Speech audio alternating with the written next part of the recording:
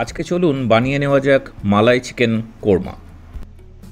এর জন্য আমাদের লাগছে চিকেন, আর লাগছে একটা বড় সাইজের পেঁয়াজ। আপনারা এখানে ইয়েলো অনিয়নও নিতে পারেন। এর মধ্যে রয়েছে রসুন, আর রয়েছে আদা, এর সঙ্গে রয়েছে হোল ব্ল্যাক পেপার বা গোলমরিচ, দারচিনি, লবঙ্গ, তেজপাতা, ছোট এলাচ, গ্রিন চিলি বা কাঁচা লঙ্কা, আর রয়েছে জয়িত্রী। এর সঙ্গে নিলাম আমি দই আর কাজু বাদাম এবং কিশমিশ। পরিমাণগুলো আপনারা দেখতে পাচ্ছেন স্ক্রিনে। এরপরে আমি গরম জলের মধ্যে দিয়ে দিলাম 2 টেবিল স্পুন নুন। এর মধ্যে আমরা দিয়ে দেব চপড অনিয়ন,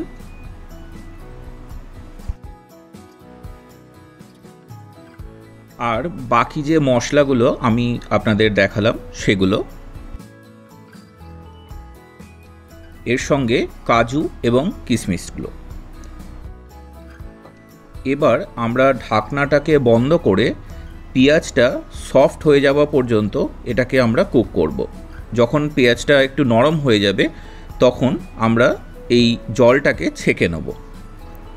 ছেঁকে নেওয়ার পরে আমরা এই জলটাকে রেখে দেবো, যেটা পরে আমরা ব্যবহার করব। আমি দেখুন এই গোটা যে মশলাগুলো ছিল সেগুলোকে আমি সেপারেট করে নিয়েছি, আর এটা হচ্ছে যে ওই জলটা যেটা আমরা পরে ব্যবহার করব। এরপরে বাকি যে জিনিসটা সেটাকে খুব ভালো মতো করে পেস্ট করে নিতে হবে। ফ্রাইং প্যানের মধ্যে দিয়ে দিলাম বাটার। বাটারটা যখন গরম হয়ে যাবে তখন আমরা চিকেন পিসেসগুলো এর মধ্যে দিয়ে দেবো।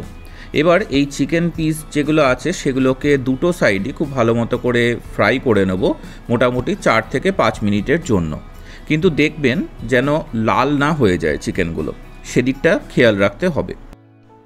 এরপরে এর মধ্যে আমরা অ্যাড করে দেব যে আগে থেকে বানিয়ে রাখা পেস্টটা। এরপর মিডিয়াম ফ্লেমে এই পেস্টটাকে চিকেনের সঙ্গে খুব ভালো মতো করে মিশিয়ে নিন।